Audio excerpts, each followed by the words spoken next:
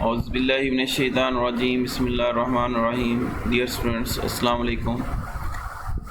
आज का हमारा टॉपिक है आरएनए, राइबो न्यूक्लिक एसिड।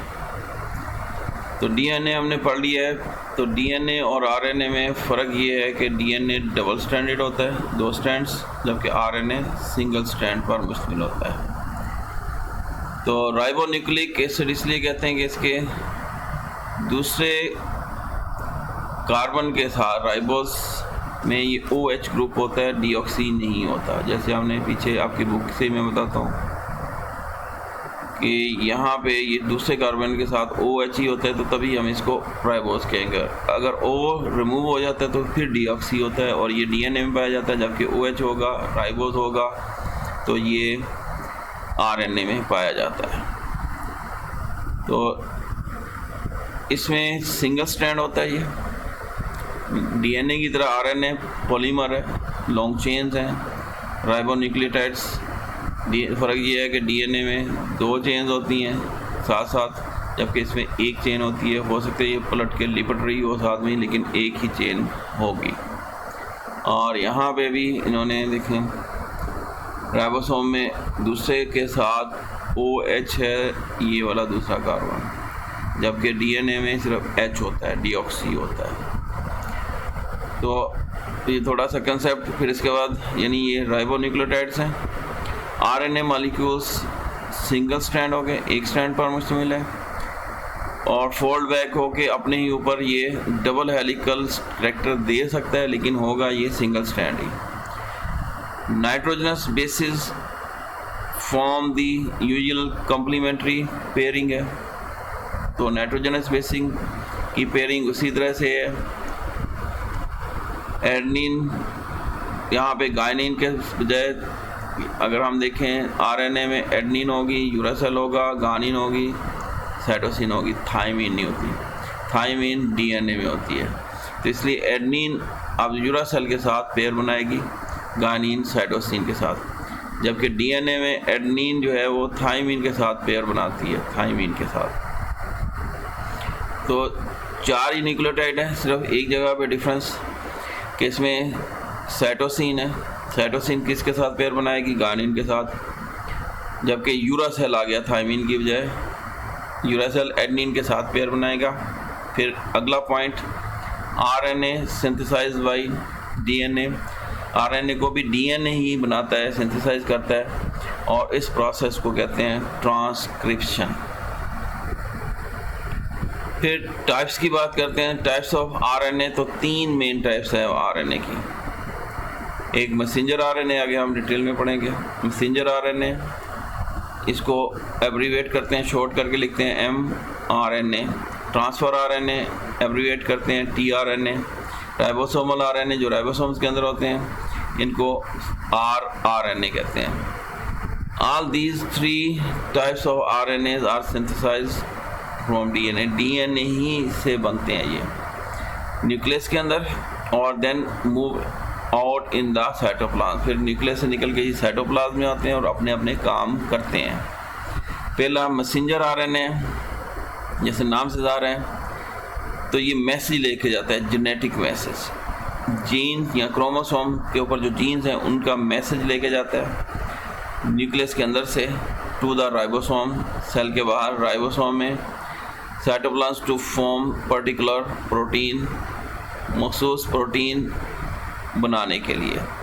तो मैसेंजर आरएनए एक्चुअली ये मैसेज कैरी करता है from nucleus to.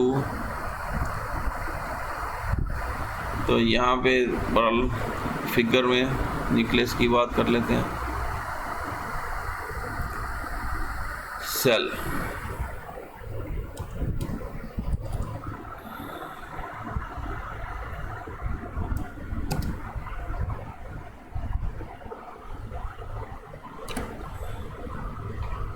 Images,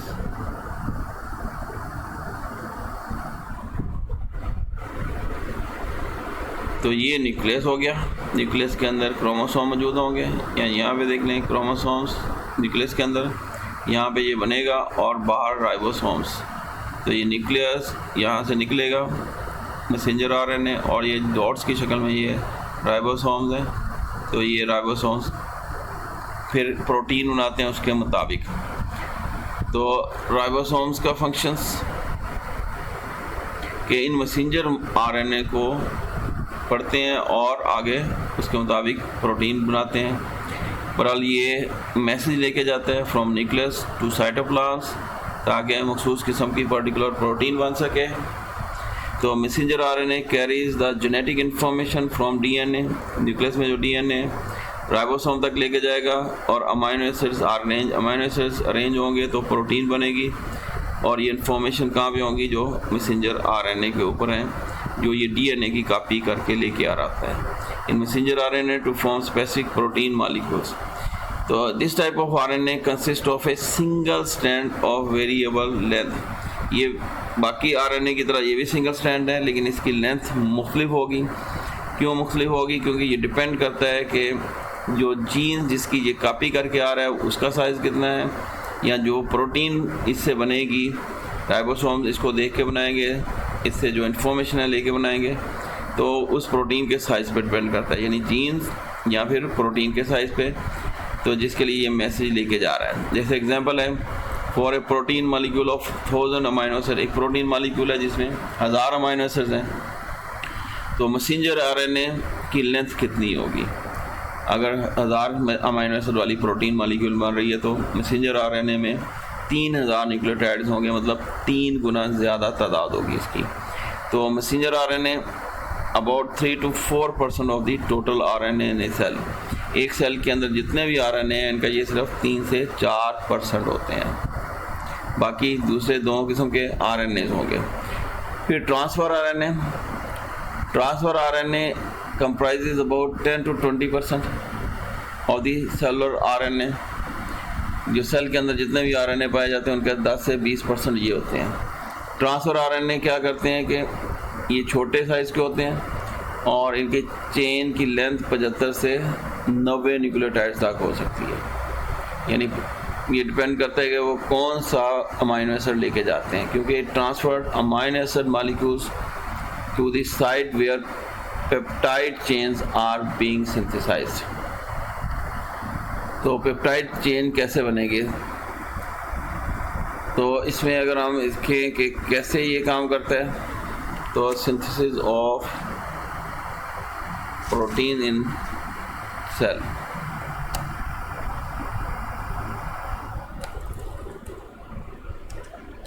protein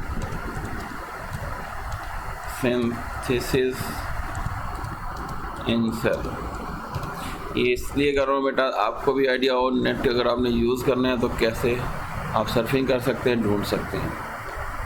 तो यहाँ पे इन्होंने मुख्तलिफ इमेजेस दिए हुए हैं कि सपोज ये डीएनए की कॉपी करके मैसेंजर आरएनए लेके आएगा बाहर, यहाँ पे इतनी क्लियर नहीं है, तो इसी को कहते हैं कैसे ढूंढना है जो आपको क्लियर चीज़ नज़र आ जाए। हाँ, जैसे ये मैसेंजर आरएनए मैसेज लेके आता है बाहर, राइबोसोम्स की 2 यूनिट्स होती हैं, ये इसको पढ़ रही हैं इस तरह पकड़ेंगी और उसके ऊपर जो मैसेज है तो ये प्रोटीन, ये अमीनो एसिड दिखाए हुए हैं ये वाले जो हैं ये ट्रांसफ़र आरएनए हैं। ट्रांसफ़र आरएनए के साथ ये अमीनो एसिड जुड़ा होगा, तो ये राइबोसोम पीछे जो नज़र आ रहा है ब्राउन कलर का, तो इसकी 2 यूनिट होती हैं। ये मैसेंजर आरएनए को ऐसे ही पकड़ के उसको रीड करते हैं, फिर यहाँ पे ट्रांसफ़र आरएनए आगे जुड़ते हैं, इनके साथ ये अमीनो एसिड होते हैं, अमीनो एसिड की इस तरह से चेन बनना शुरू हो जाती है। तो ये चेन बनाते हैं और इस तरह से चेन बनते बनते फिर एक प्रोटीन का नया मॉलिक्यूल बन जाता है। तो ट्रांसफ़र आरएनए का काम है कि अपने मुतल्लिका अमीनो एसिड को लेके आएगा ताकि वो उस प्रोटीन मॉलिक्यूल के मुतल्लिका जगह पर अटैच हो सके, और अटैच कौन करेगा? राइबोसोम की लार्जर सब यूनिट। तो ये 75 से 90 न्यूक्लियोटाइड्स, मतलब ये मुख्तलिफ़ किस्म के अमीनो एसिड्स को लेके आते हैं, उस हिसाब से फिर इनकी लेंथ होगी। It transfers amino acid molecule to the site where peptide chains are being synthesised. Peptide chain यानी प्रोटीन मॉलिक्यूल्स बनाने के लिए अमीनो एसिड्स को पेप्टाइड बॉन्ड के साथ जोड़ा जा रहा होता है। There is one specific tRNA tRNA for each amino acid, यानी हर अमाइनो एसिड के लिए एक अलग से ट्रांसफ़र RNA होता है। So the cell will have at least, अगर 20 किस्म के अमाइनो एसिड है तो कम से कम सेल के अंदर 20 किस्म के ट्रांसफ़र RNA मॉलिक्यूल्स होने चाहिए, क्योंकि हर एक अमाइनो एसिड को अलग tRNA लेके जाता है। तो transfer RNA picks up amino acid, picks करेगा, उठाएगा अमाइनो एसिड को और ट्रांसफ़र करेगा टू राइबोसोम, राइबोसोम तक लेके जाएगा, where they are link to each other to form protein, जहाँ पे इनको जोड़ा जाता है। तो ये ट्रांसफ़र RNA पहले अपने साथ ये एक एंजाइम इन्वॉल्व है और इसको अमाइनो एसिड को ट्रांसफ़र RNA के साथ जोड़ेगा, ट्रांसफ़र RNA फिर राइबोसोम की उस जगह पे आएगा और राइबोसोम इसको पकड़ के इसके ऊपर जो अमाइनो एसिड है उसको चेन के साथ जोड़ता जाता है। तो दो RNA हो गए, एक मैसेंजर जो मैसेज लेके आ रहा है DNA से ये कॉपी करके, दूसरा ये ट्रांसफ़र RNA, और ये राइबोसोम में भी RNA है जो इसको रीड करते हैं, जो मैसेंजर RNA के ऊपर रीडिंग होती है, सीक्वेंस होता है न्यूक्लियोटाइड्स का, उसको रीड करके जो प्रोटीन मॉलिक्यूल ट्रांसफ़र RNA से लेके जोड़ने हैं। तो ये भी RNA ही है, लेकिन इसको राइबोसोमल RNA नाम दिया जाता है। तो तीसरा राइबोसोमल RNA मेजर पोर्शन है, ये 80% बनाता है, यानी 3 से 4% मैसेंजर RNA है, 10 से 20% ट्रांसफ़र RNA है, तो बाकी 80% जो है राइबोसोमल RNA है, जितने भी सेल के अंदर टोटल RNA होंगे। Strongly associated with the ribosomal protein, तो राइबोसोम की प्रोटीन के साथ जुड़ा होता है, यानी 40 से 50% ये होता है, बाकी सारी प्रोटीन होती है, यानी कह लें 50 से 60% प्रोटीन होती है, 40 से 50% राइबोसोमल RNA होता है। तो ये मशीनरी की तरह काम करता है फॉर सिंथेसाइज ऑफ प्रोटीन। तो ये अगर गौर करें तो ये मशीनरी की तरह ही ये काम कर रहा है, एक तरह से मैसेज पढ़ रहा है और दूसरी तरफ से प्रोटीन मॉलिक्यूल यानी अमाइनो एसिड को जोड़ी जा रहा है। तो मशीनरी की तरह काम करता है। On the surface of the ribosome messenger RNA होता है और ट्रांसफ़र RNA, ये इंटरएक्ट करते हैं और ट्रांसलेट करते हैं information from gene into specific protein. तो इंफॉर्मेशन कौन लेके आया? मैसेंजर RNA, और अमाइनो एसिड कौन लेके आया? tRNA और ये मैसेंजर RNA दोनों किसकी सरफेस पे एक्ट कर रहे हैं, एसोसिएट कर रहे हैं? राइबोसोमल RNA, और रिजल्ट पे क्या बन रहा है? Protein molecule.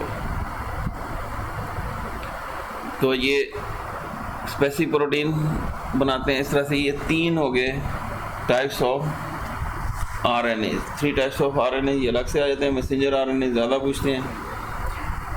तो ये 3D लिखाया हुआ है, ये सिंगल स्टैंडर्ड होता है, ये भी सिंगल स्टैंडर्ड है, लेकिन ये बल्क आ जाता है तो ऐसे लगता है जैसे ये डबल स्टैंडर्ड है, हालांकि डबल स्टैंडर्ड नहीं होता है, सिंगल स्टैंडर्ड ही होता है।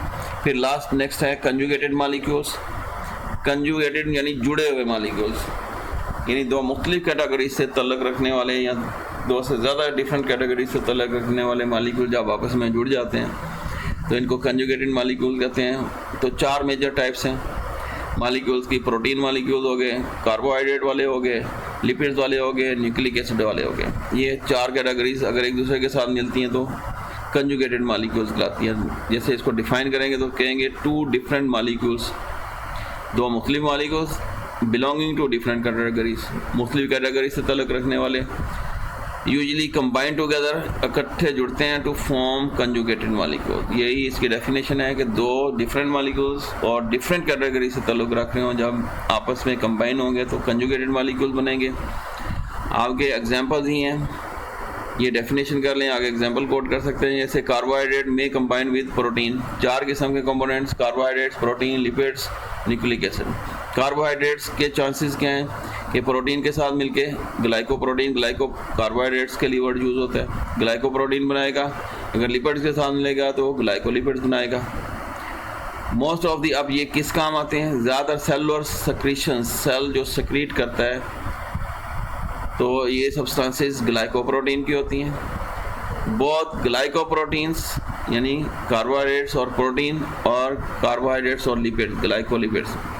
इंटीग्रल स्ट्रक्चर्स कंपोनेंट है, स्ट्रक्चर कंपोनेंट सेल के जो अहम हिस्से बनाते हैं प्लाज्मा मेम्ब्रेन के, तो फ्लूइड मोज़ेक मॉडल में पढ़ा होगा कि उसमें लिपिड्स बाई लेयर है और प्रोटीन एम्बेडेड है, कार्बोहाइड्रेट्स भी उसमें है, तो ये उसी का हिस्सा है।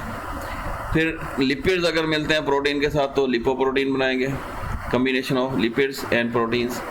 ये बेसिक स्ट्रक्चर है framework of all types of membranes, यानी असल फ्रेमवर्क लिपिड बाई लेयर। यहाँ फ्लूइड मोज़ेक मॉडल की बात करेंगे तो जितनी सेल मेम्ब्रेन है सेल के बाहर वाली और सेल के अंदर ऑर्गेनेल्स की, तो ये फ्रेमवर्क बनाते हैं लिपोप्रोटीन। फिर इसमें ग्लाइकोलिपिड्स और ग्लाइकोप्रोटीन एम्बेडेड होती हैं। फिर न्यूक्लिक एसिड की बात करते हैं तो ये स्पेशल एफिनिटी है फॉर बेसिक प्रोटीन्स, यानी प्रोटीन भी इसका मतलब 3 तरह की होगी, एसिडिक प्रोटीन, बेसिक प्रोटीन और न्यूट्रल प्रोटीन। तो ये बेसिक प्रोटीन्स हैं, they are combined together to form nucleoprotein, यानी न्यूक्लिक एसिड प्रोटीन के साथ मिलेगा तो न्यूक्लियोप्रोटीन कंजुगेटेड मॉलिक्यूल होगा। न्यूक्लियोहिस्टोन्स, ये हिस्टोन प्रोटीन की टाइप है, तो न्यूक्लिक एसिड और हिस्टोन प्रोटीन मिलेगी तो ये न्यूक्लियोहिस्टोन बनेगा। और ये कहाँ पे है? क्रोमोसोम्स के अंदर मौजूद होती हैं हिस्टोन प्रोटीन, और ऊपर डीएनए लिपटा होता है, इसलिए इसको न्यूक्लियोहिस्टोन कह देते हैं। These conjugated proteins are not only structural, ना सिर्फ ये स्ट्रक्चर बनाती हैं लेकिन फंक्शनल इम्पोर्टेंस भी है, सिग्निफिकेंस यानी इसके इम्पोर्टेंस है फंक्शनल भी।